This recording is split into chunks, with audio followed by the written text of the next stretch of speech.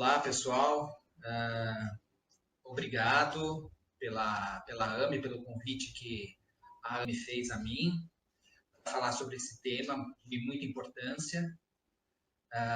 Eu vou falar sobre depressão hoje. E é um tema muito importante nos nossos dias, até para quem trabalha nas casas espíritas, entender um pouco mais sobre o tema, entender quais são os sintomas, como que a gente pode observar, o que a gente pode observar, quais os sintomas que a gente pode observar, os comportamentos que a gente pode observar no trabalhador da casa espírita, ou num amigo, ou num companheiro, ou mesmo num familiar, e que pode nos ajudar a identificar e até fazer não só um certo diagnóstico na nossa cabeça, né? Porque a maioria que estão assistindo talvez pode não ser um profissional da área de saúde, e possa encaminhar essa pessoa até um profissional que possa realmente fazer um diagnóstico exato do que está acontecendo. Então, nessa apresentação, eu vou falar um pouquinho do que é a depressão, dos sintomas, vou falar um pouquinho das características psíquicas, como que são os pensamentos das pessoas que estão com esse transtorno, e vou também relacioná-los um pouco com a doutrina espírita. Né? Então, o tema da palestra é depressão sob um ponto de vista espírita, né? E eu sou o Mauro e vou estar aqui com vocês nesse tempo. Na verdade, quando a gente fala de depressão, a gente está falando de um abaixamento de nível, né? A gente está falando de um enfraquecer, de um bater ou uma ação de deprimir. Quando a gente passa numa rua, ou quando a gente vê, né, a gente fala, nossa, tem uma depressão na rua, né? E a depressão é exatamente isso, né? Ela dá essa figura, essa ideia de abatimento, né? De um encolhimento ou um desvalor existencial. A depressão, quando a gente fala sobre a depressão, a gente está falando sobre exatamente isso, né? A gente está falando de um transtorno basicamente de humor. E, na verdade, é um abatimento, um desvalor existencial. E o ser que está sofrendo com essa doença, ele acaba tendo. Então, é como se a existência dele fosse encolhendo. O humor ficando mais depressivo. Essas são as características básicas da pessoa com depressão. Né? E o Emílio Romero, num dos seus livros, ele diz que a depressão é um modo de ser no mundo. E é um estado de ânimo predominante que afeta todo o universo do sujeito.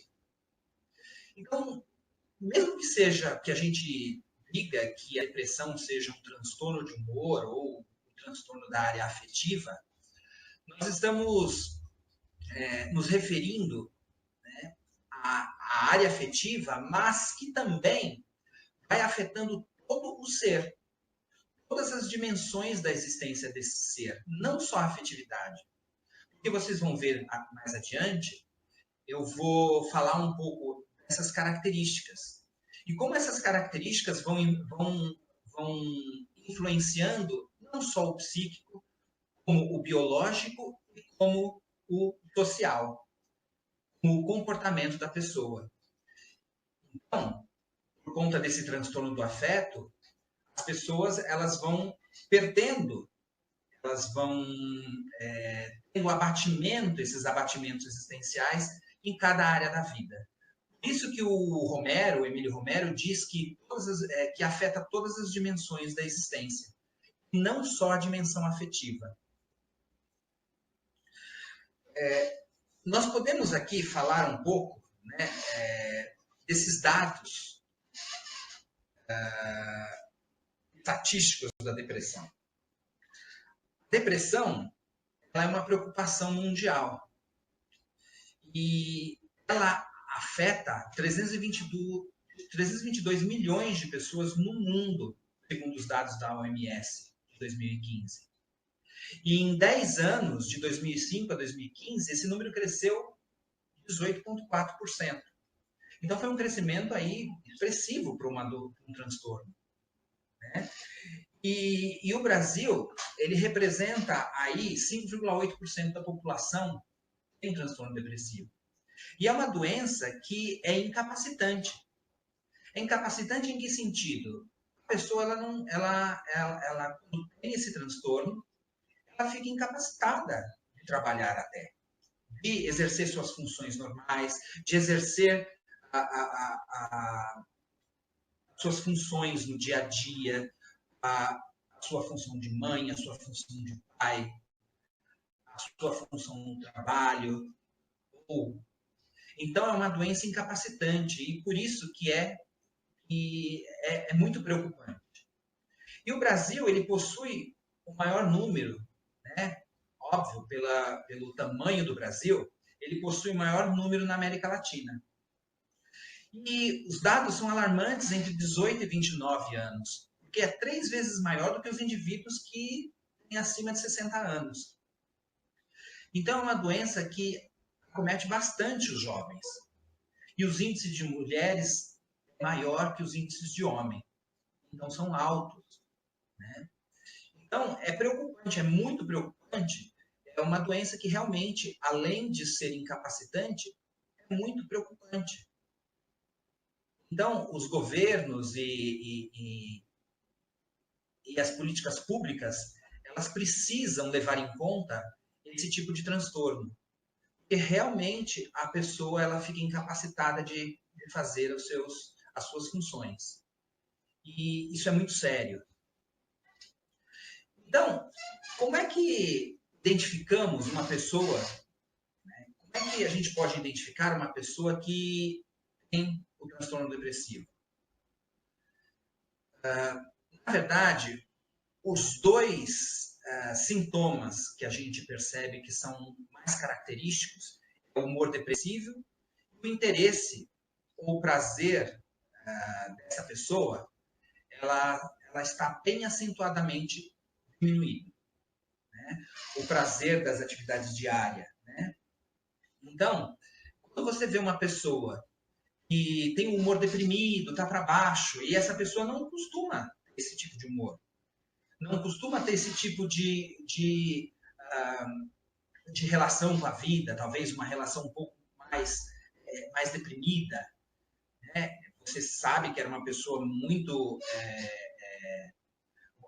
uma pessoa, vamos dizer assim, normal, né? Que reage adequadamente às situações da vida, né? E essa pessoa ela começa a ter um humor deprimido.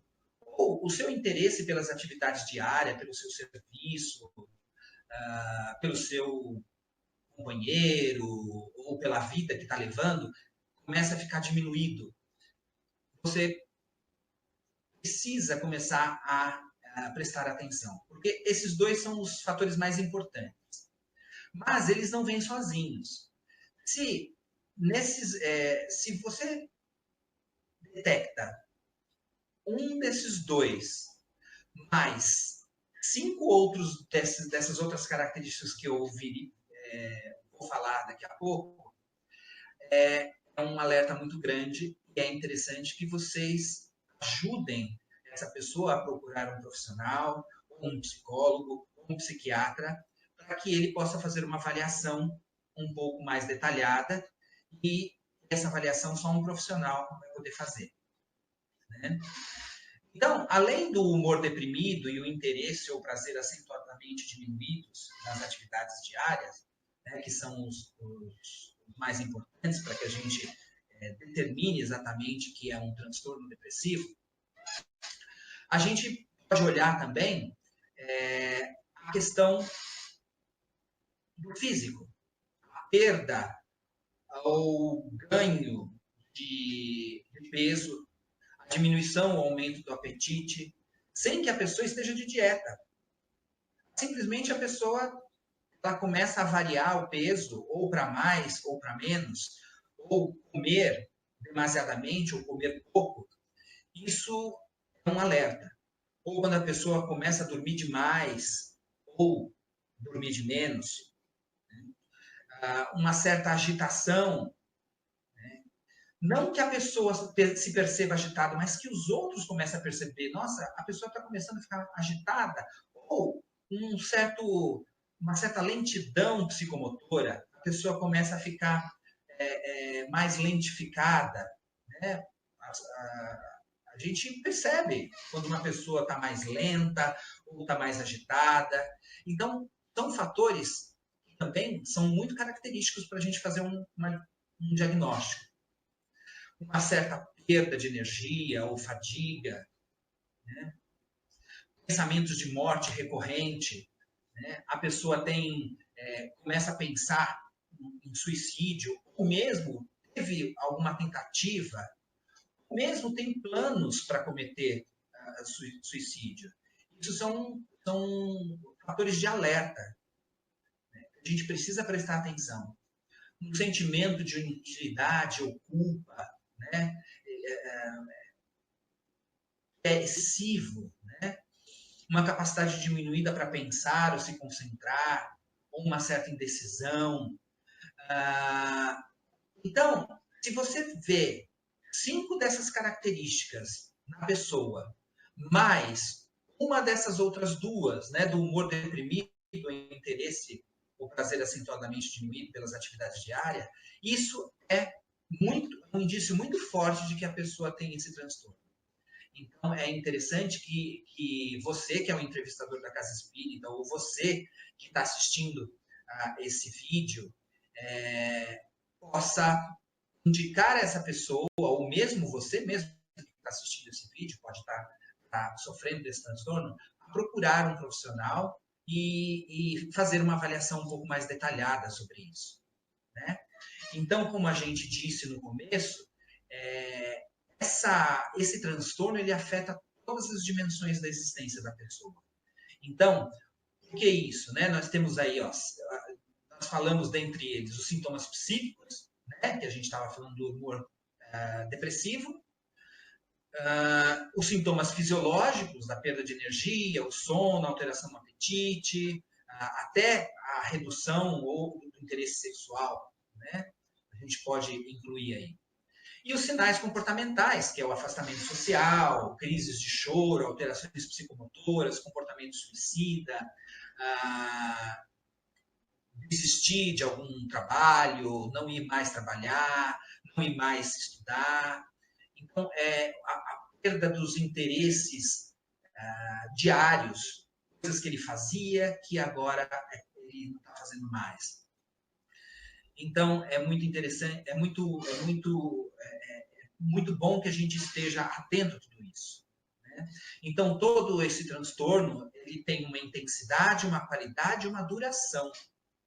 Quando a gente fala de intensidade desses sintomas, a gente está falando, né, que quanto mais avançado o processo, quanto mais a pessoa ela vai se emaranhando nesse humor e nesse transtorno, mais é afetado o mundo do sujeito.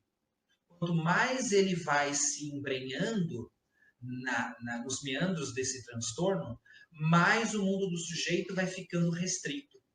Mais ele vai se restringindo ao mundo. Né? Porque o mundo é aberto de possibilidades. E quando a pessoa tem um transtorno depressivo, as possibilidades desse mundo, na visão dele, vai se restringindo. Então, então, quanto mais intenso esse processo, mais afetado no mundo do sujeito. Mais o sujeito vai se encolhendo, mais ele vai diminuindo, de alguma forma, os processos, as possibilidades dele. E quando a gente fala de duração, a gente está falando das remissões parcial, completa ou crônica. Né? O que seria isso? Às vezes a pessoa quando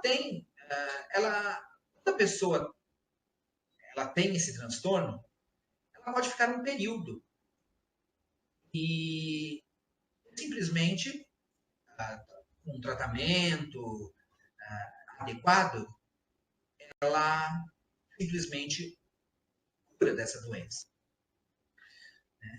Mas essa doença, quando ela cura por completo, a gente chama de remissão completa. Quando tem, por exemplo, quando tem alguns vestígios disso tudo, a pessoa começa a ficar, vamos colocar assim, vamos supor que ela só mantenha o humor deprimido. Ela era uma pessoa muito feliz, e aí disso tudo só fica o humor mais deprimido. Então ela tem uma remissão parcial. Né? Ou ela fica crônica. Né? Então a gente pode falar do depressivo que tem um episódio único ou um episódio recorrente. Então ele pode acontecer que ele fique depressivo numa situação da vida, e fique um período, e acontece que também ele resolve os problemas todos, e daqui um outro período da vida ele volta a ter os sintomas depressivos. Então, é disso que a gente está falando de duração. Né? Pode ser que dure um certo período, pode ser que esse período seja um pouco maior. Né? É isso quando a gente fala de duração. É óbvio que quando a gente vai diagnosticar uma pessoa que tem um transtorno depressivo, a gente vai olhar se ela não se ela não está fazendo algum uso de algum medicamento que possa ser responsável por isso, se ela não está passando por uma situação, talvez até de luto, de perda, que realmente a tristeza é genuína, e às vezes a gente fica mesmo baqueado por questões da vida que acontecem.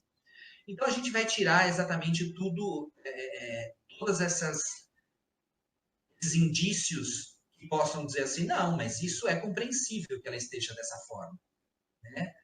E então a gente vai olhar tudo isso, óbvio.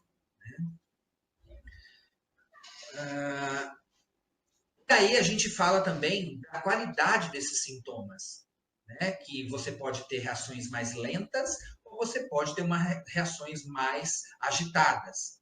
Né? Não é porque é depressão que você tem só reações lentas, mas você pode ter reações também agitadas desses sintomas.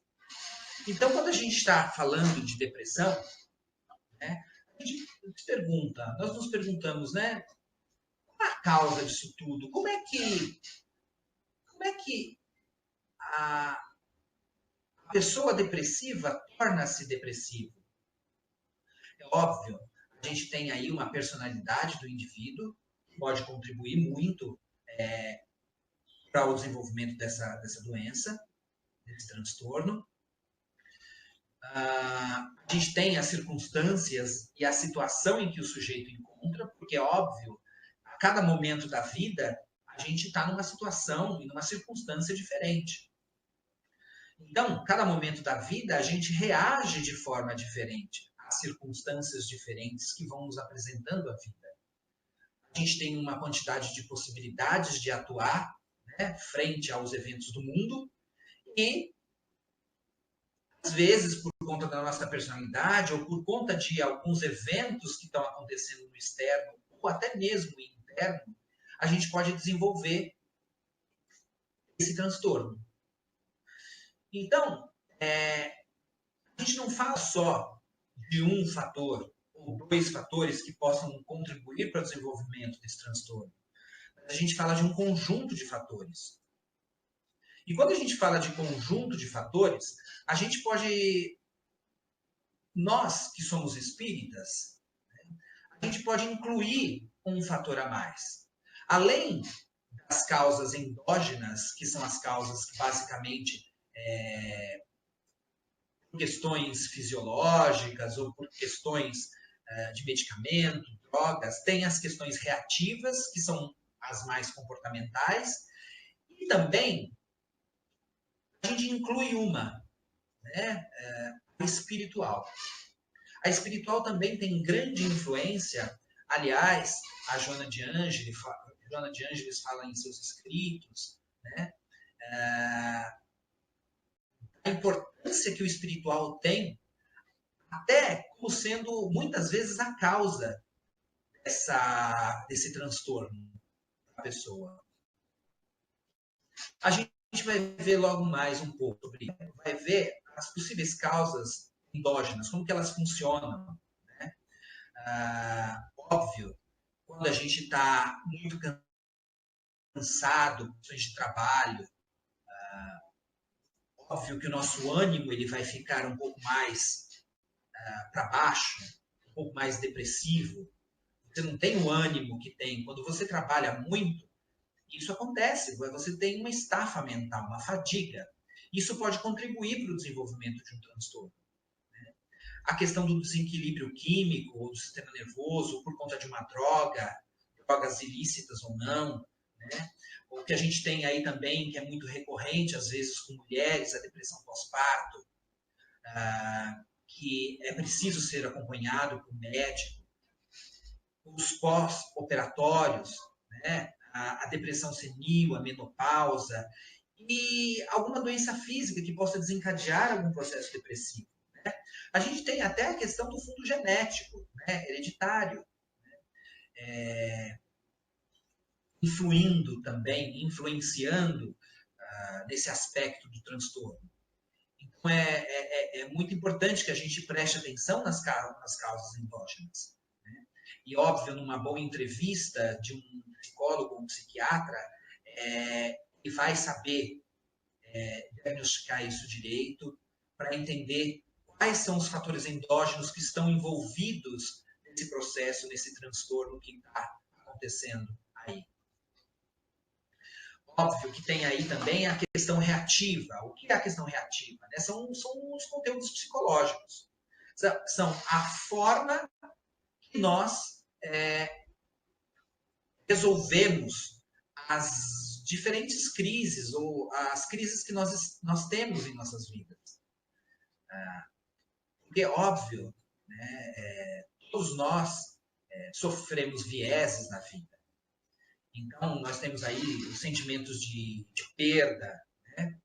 Então, quando a gente fala de reativa, a gente tem aí as causas que podem ser situacionais, por conta de uma situação em que você está passando no presente, que pode estar causando essa tristeza, ou a perda de um ente querido, ou a perda de um emprego, ou a perda de um cônjuge, namorado, ou uma perda significativa até de um animal seu que você goste muito, que passou anos com você e vocês tiveram uma relação muito legal, né?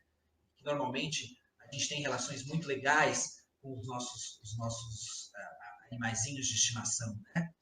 Então, isso pode, obviamente, se você não souber lidar direito com isso, pode sim vir a desembocar em um transtorno.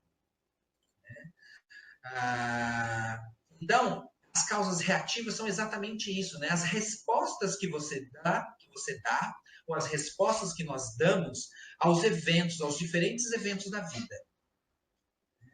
Então, é muito importante que a gente dê respostas adequadas, né? Ou as mais adequadas possíveis, para que a gente não entre nesse tipo de roda que é o transtorno, né? Essa roda que não tem fim. Né? Essa é a percepção que as pessoas que têm depressão elas sentem, né? Parece que não tem fim, né? Esse humor depressivo, essa forma de olhar a vida, né? Então, é muito importante que a gente comece a perceber isso, né? E tem a neurótica, né? Tem a questão das situações e tem a neurótica, que, na verdade, a neurótica é construído desde o nosso nascimento até, por exemplo, o período atual. Né? São as viciações que a gente tem, as coisas que a gente foi aprendendo, os modos que a gente foi aprendendo a reagir na vida, fomos aprendendo dos nossos pais, das pessoas que estavam junto com a gente, dos nossos professores, dos nossos amigos. Então, é uma somatória aí de comportamentos que você foi aprendendo e também foi aprendendo a se esquivar ou enfrentar, né? E aí, isso pode também contribuir como causa, né, da depressão. Né? E tem, quando nós espíritas, a gente inclui mais um fator aí, né, que é o espiritual. Né? Que são, óbvio, que são as tendências do passado, são as vivências que a gente teve no passado e que a gente traz, as nossas tendências, os nossos vícios, as obsessões, que também a gente conhece, e também outras influenciações aí, né? Outras coisas que podem estar influenciando nesse humor que a gente passa às vezes. Né? Então, a gente vai falar basicamente agora um pouco sobre algumas características de reações mentais que o ser que está em depressão tem. Né?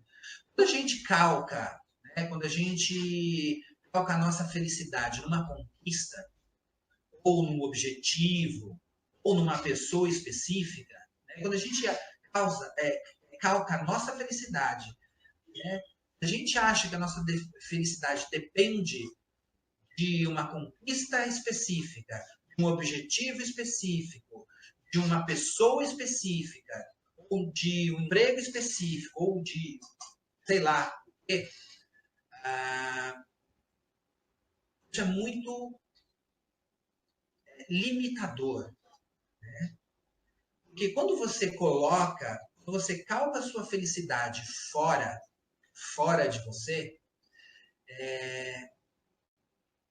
isso é muito complicado. Porque você acaba não reconhecendo o seu próprio valor. E isso é uma das características que pode levar você a uma depressão. Né? Eu explico. Né? Na verdade, o que acontece?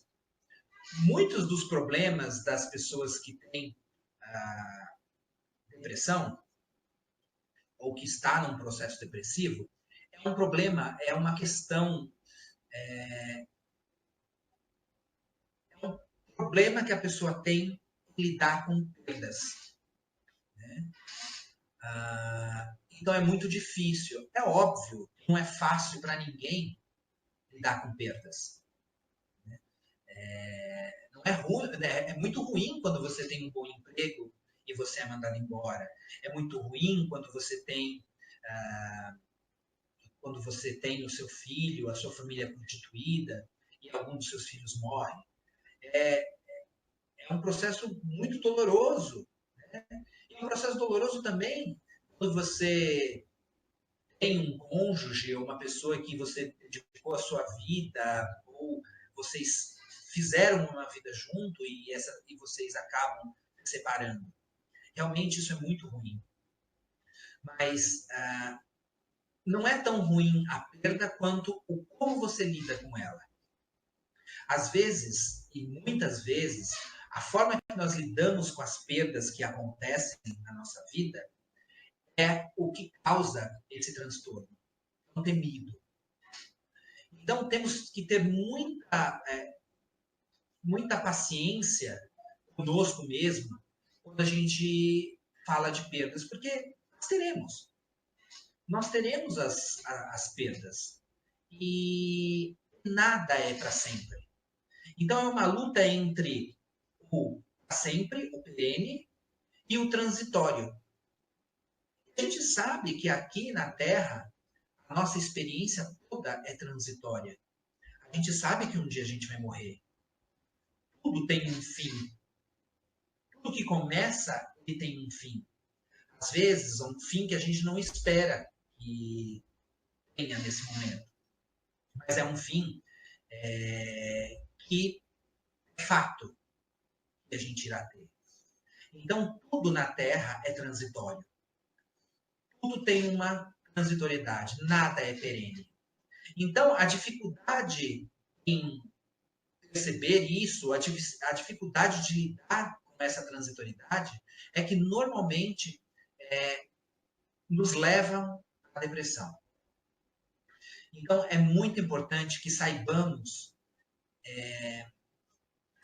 mesmo lidar com esse tipo de todo tipo de perda, né? Não só a perda do emprego, não só a perda de um ente querido, não só a perda de um cônjuge, ou a perda de um filho, ou sei lá, as perdas que você pode estar passando agora. Mas o fato é que nós teremos perdas nessa vida. E que nada é perene. Tudo que começa, um dia acaba. Então, quando a gente coloca a nossa felicidade nessa conquista, e a gente quer que essa conquista ela esteja para sempre aí. E a gente quer que esse objetivo que a gente conquistou, que seja para sempre. Ou que aquela pessoa que nós conquistamos na nossa vida, ou aquele filho que nós temos, que seja para sempre. Então, quando a gente tem essa ilusão de que isso vai ser para sempre, que não vai ter um fim, e que quando a gente se apega nisso, a gente é um grande candidato de desenvolver esse transtorno. Porque, na verdade,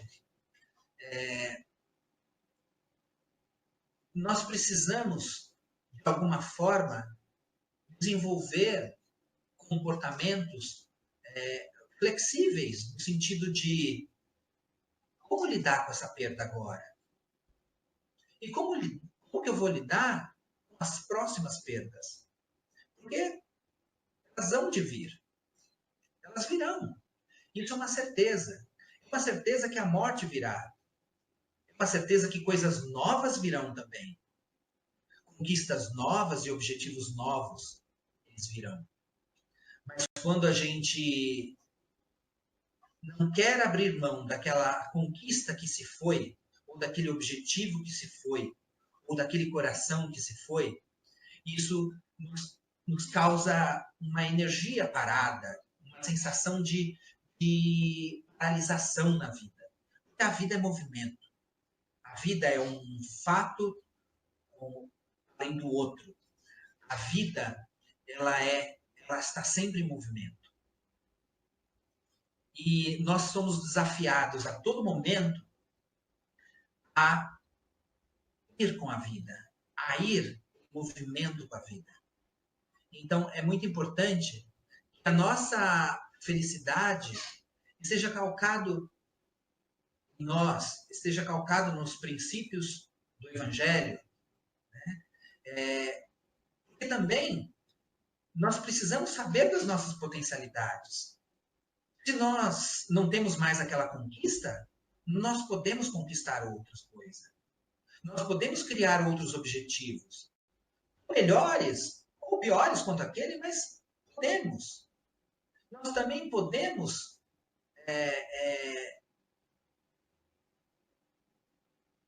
cultivar novas amizades. Nós podemos cultivar amizades melhores. Então, termos a certeza de que se uma coisa vai hoje, amanhã vem outra. Né? Então, é muito importante que a gente tenha tudo isso. E é muito importante que falamos, né? O André Luiz diz, né?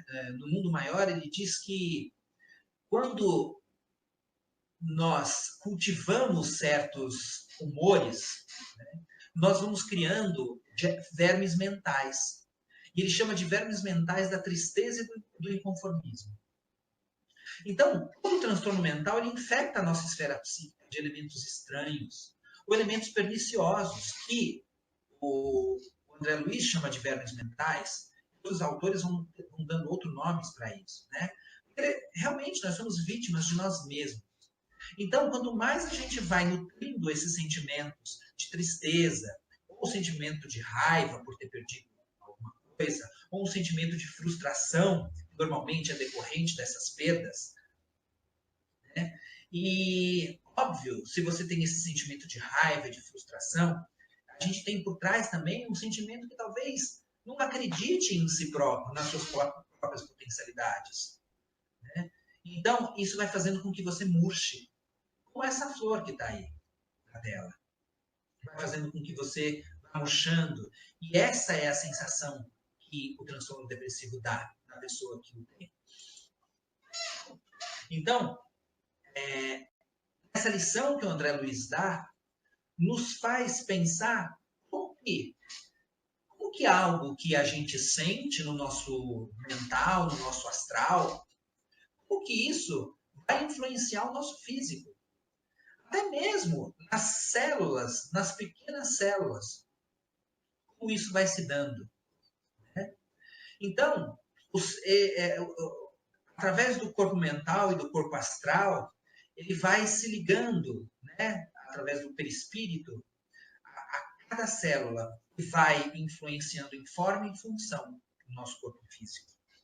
Então, né, a gente dá um exemplo, André Luiz, ele fala num dos livros, que é o Missionário da Luz, né, que ele observa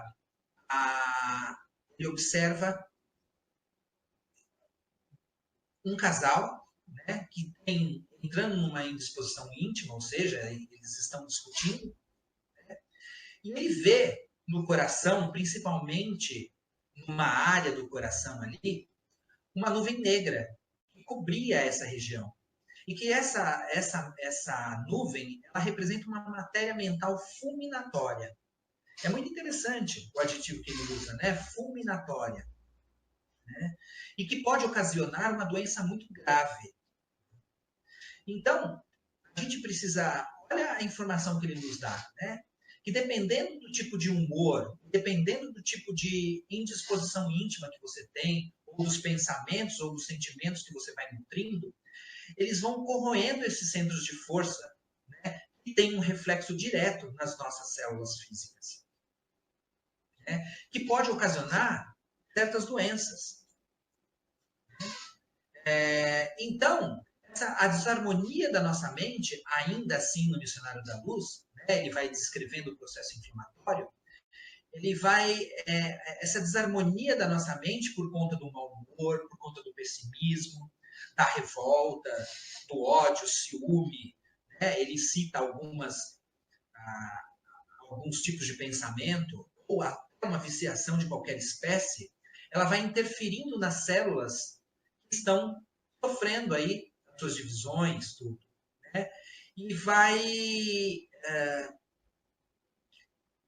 alterando também os mecanismos de defesa, né? As células de defesa.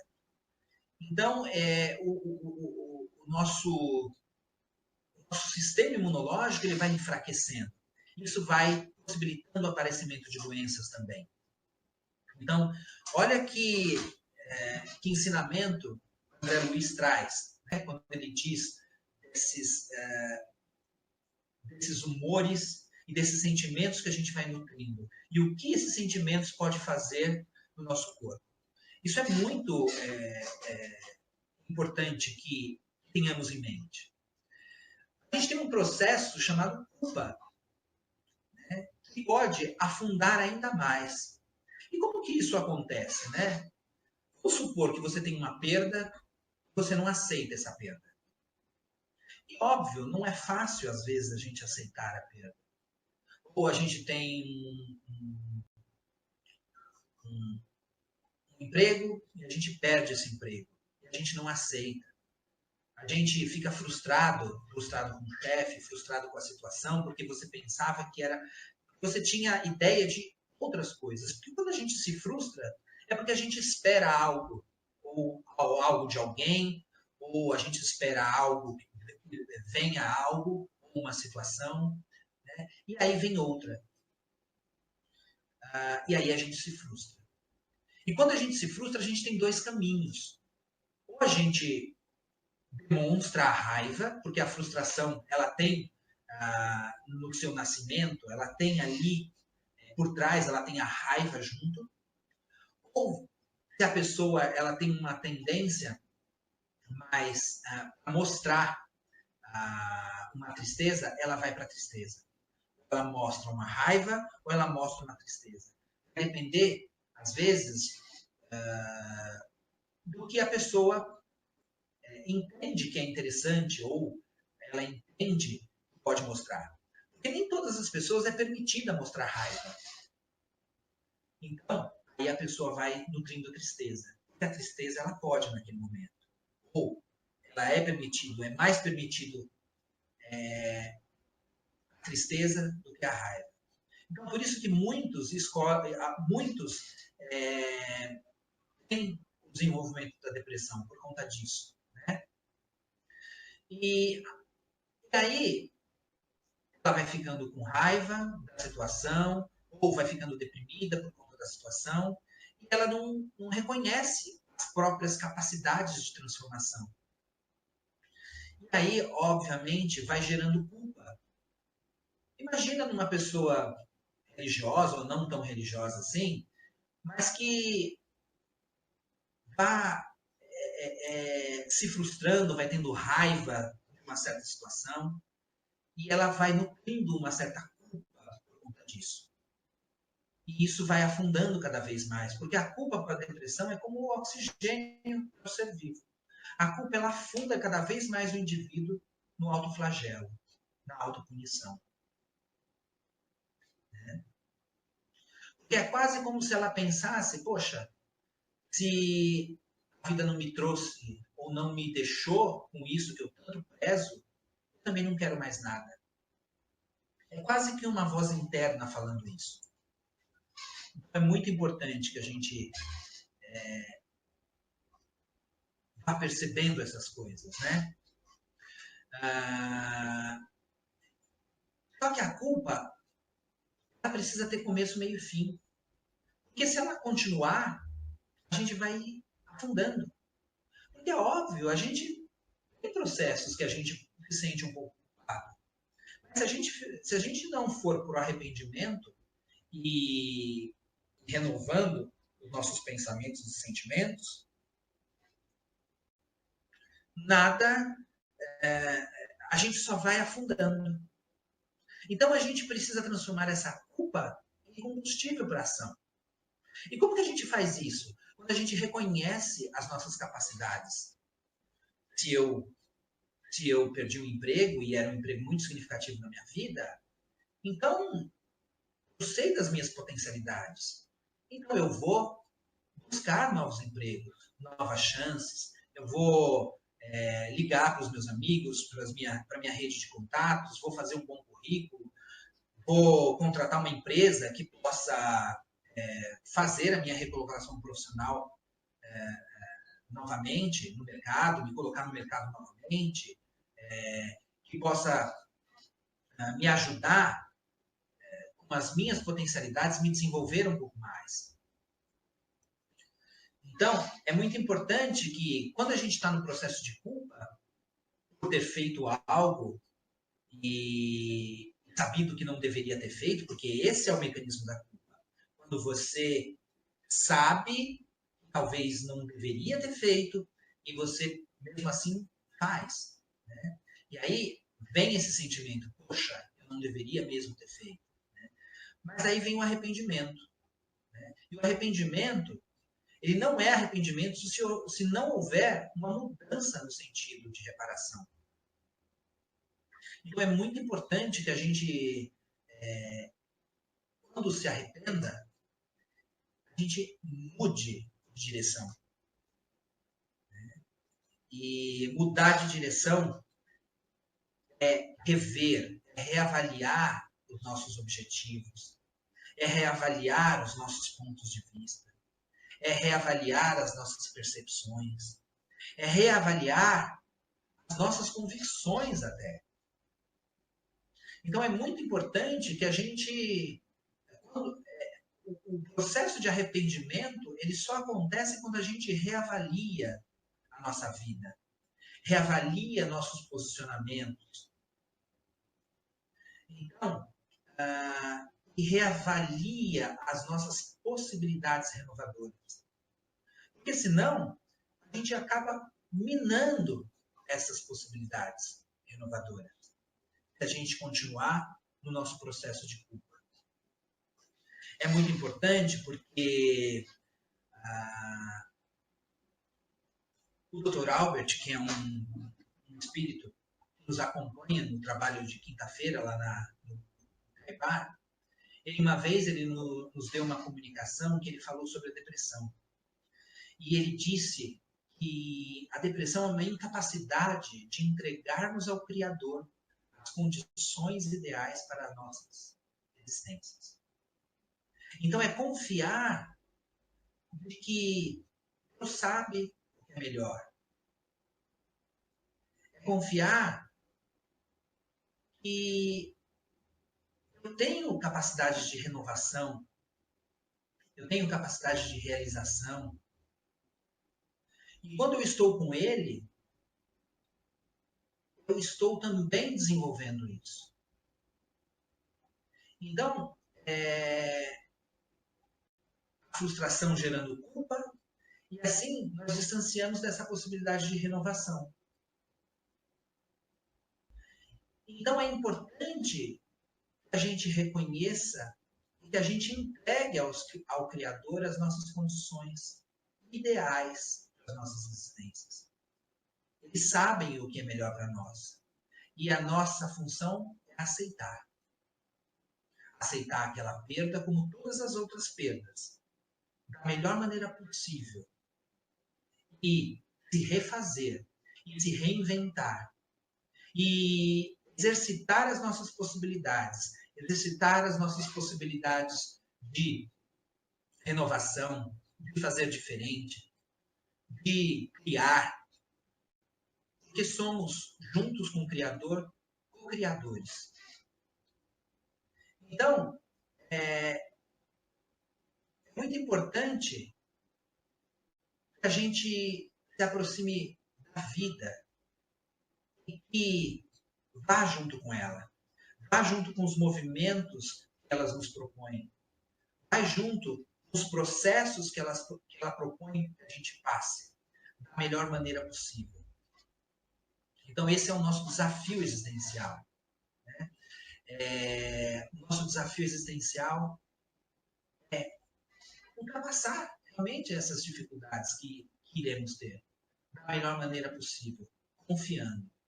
Que é o que o Dr. Albert diz que é uma das coisas mais difíceis que tem, né? Entregar para o Pai as condições, ele sabe das condições ideais para as nossas existências. Então, ele sabe o que é bom para nós. E ele faz alguns questionamentos que eu acho muito interessante a gente poder colocar aqui. Né? Será que no momento de me colocar na condição de filho que obedece, que entende e que se adequa às suas leis? O que mais posso encontrar que me oferece o Criador? Que me oferece a vida para suportar essa dor, para suportar essa decepção? Será que esse objetivo existencial que eu tinha colocado como proeminente para a minha existência era realmente importante? O que eu posso diante da vontade do Pai? Então, são perguntas interessantes, são perguntas muito boas para que a gente possa fazer a nós mesmos quando a gente está num processo de tristeza, ou não aceitação da vida, ou não aceitação de uma situação qualquer. É óbvio que não é fácil você aceitar tudo de uma forma serena, mas a gente pode ir começando e fazendo esse exercício nas pequenas coisas, nas pequenas perdas do dia a dia. Então, exercitando nas pequenas perdas para que nas maiores a gente esteja bem. para que a gente reaja de uma forma bem. Então é importante que a gente tenha isso em mente. E agora a gente vai falar um pouco dos fatores espirituais. Né? A gente falou que tinha, né, as causas endógenas, as causas reativas, que é por conta do nosso comportamento mesmo.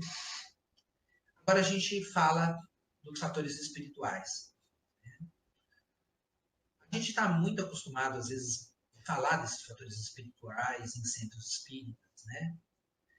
E Joana de Ângeles, ela diz que a maioria dos transtornos depressivos, isso é uma estatística que ela coloca, a maioria, eu não sei se é assim, mas ela deve ter uma visão maior, né? Ela fala que a maioria, ela apresenta-se de natureza espiritual. Né? E ela diz também que, ou também, se torna de natureza espiritual depois que foi desencadeado por um fenômeno orgânico, psicológico ou fisiológico. E ela diz, mais ainda, que a natureza espiritual, os fatores espirituais na depressão, eles tornam o processo ainda mais complexo. Por quê? Porque ela diz que as influências perniciosas de obsessores ou de entidades que estejam junto com a gente, ou essas personalidades desencarnadas, elas fazem com que esse processo se aprofunde um pouco mais. Elas se tornam muito mais complexas, a depressão. Então, quando a gente fala de fatores espirituais, a gente está falando de uma herança espiritual, além da herança genética. Né? A gente está falando de uma herança espiritual. E não só porque a gente está falando da nossa família ou da nossa árvore genealógica, mas a gente está falando que somos herdeiros de nós mesmos, herdeiros das nossas viciações, herdeiros das nossas habilidades, herdeiros das nossas tendências comportamentais, dos nossos hábitos. Né? Nós acreditamos na reencarnação, então nas múltiplas existências. E o quanto nós trazemos de trás para cá esses vícios mentais. Então, quando a gente fala de fatores espirituais, a gente está falando disso também, da nossa herança espiritual. E também a gente está falando das obsessões, que eu não vou entrar aqui muito no mérito, mas a gente sabe os diferentes graus de obsessão que nós que se tem, né? Da simples, passando pela fascinação até a subjugação do indivíduo, e dos tipos de obsessão que a gente tem. Né? E que, se a gente olhar mais cuidadosamente, a gente sabe que toda obsessão é uma auto-obsessão. Então, a gente tem as obsessões de desencarnado para encarnado, encarnado para desencarnado, encarnado para encarnado, desencarnado para desencarnado, tem as simbioses. Né? Então, é importante que a gente perceba a influência que as obsessões também têm no processo depressivo.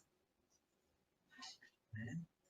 E é interessante também observarmos, como o irmão Jacob disse, né, que toda influenciação espiritual ou toda obsessão, no caso ele estava dizendo que influenciação espiritual, porque ele estava influenciando um médium para que passasse a informação que ele gostaria para as pessoas da mesa. Né? E ele diz que toda influenciação espiritual é uma questão de frequência vibratória, é uma questão de afinidade, de sintonia. E se nós estamos nos sintonizando com obsessores ou alguma personalidade encarnada ou desencarnada, é porque, de alguma forma, nós estamos em sintonia. E o André Luiz também diz, no Mecanismos da Mediunidade, também, essa questão, né? Da sintonia e de como a nossa mente atrai.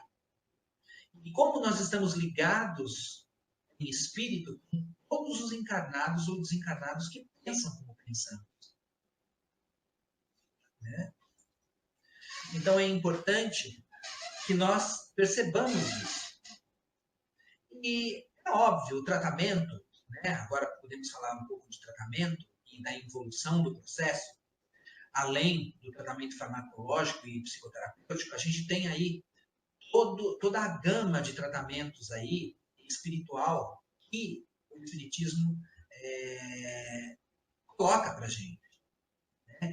A leitura do Evangelho, a discussão, ou seja, quando a gente faz a leitura do Evangelho, a gente começa e discute um trecho, a gente começa a aprender um pouco mais, a ter novas formas de pensar além daquela forma que a gente já pensa.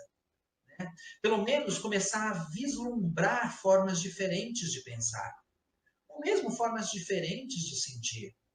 Se a gente não as tem ainda, a gente pode começar através da leitura edificante, ou através de uma discussão, ou através de uma palestra, a gente pode começar a semear o nosso mental e a nossa parte emocional, semear um pouco e começar a aprender, a ter os indícios de um novo comportamento, de uma nova forma de reação.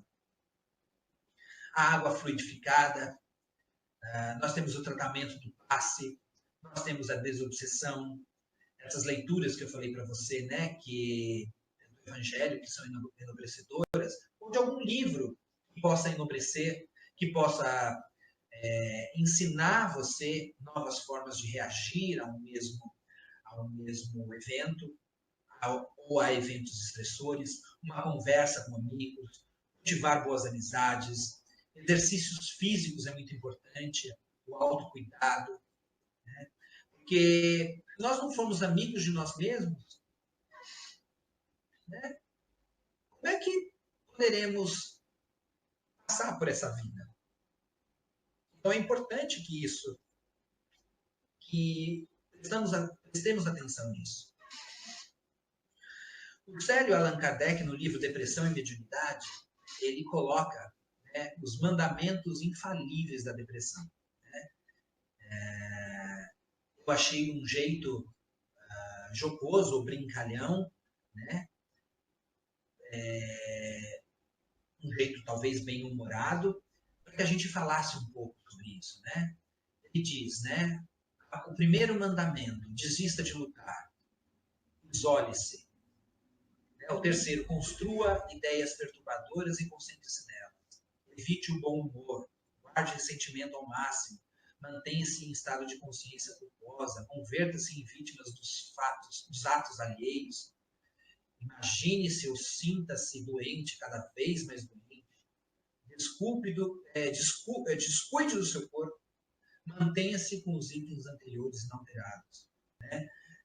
Ele, de uma maneira engraçada, de uma maneira original, eu diria, ele vai falando que mantém a gente nesse estado de ânimo. E que se a gente continuar fazendo essas mesmas coisas, a gente vai afundando cada vez mais. E no livro Respostas da Vida, do André Luiz, psicografado pelo Chico Xavier, a lição 33, ele diz, agentes do ponto. Então, esse agentes do ponto é para a gente fechar o nosso encontro. Né? Eu deixo o nosso encontro lendo essa lição que nos deixa André Luiz. A lembrança amarga não consertará o passado. A tristeza não lhe trará luz ao pensamento. O desânimo não tem condições de prestar auxílio. O azedume não pacifica o mundo ímpio. A revolta não lhe fará ver o caminho justo. A crítica é fator de mais solidão. A irritação é a companheira do fracasso. A intolerância afasta a simpatia. O ressentimento é veneno em você mesmo. A condenação é treva que se espalha. Evitemos esses agentes do contra e procuremos trabalhar, na certeza de que, servindo, encontraremos a bênção da alegria, nosso clima permanente de luz. Eu agradeço a todos vocês, agradeço por me acompanharem até agora. Eu espero ter tirado algumas dúvidas de vocês. Eu espero que vocês possam se beneficiar dessa pequena palestra e que eu estou à disposição quando vocês podem deixar os comentários que vocês quiserem e, óbvio, assim que possível, eu respondo, ok? Muito obrigado, eu agradeço pela AME, pelo convite, né? E por poder compartilhar esse conhecimento com vocês, tá bom? Muito obrigado.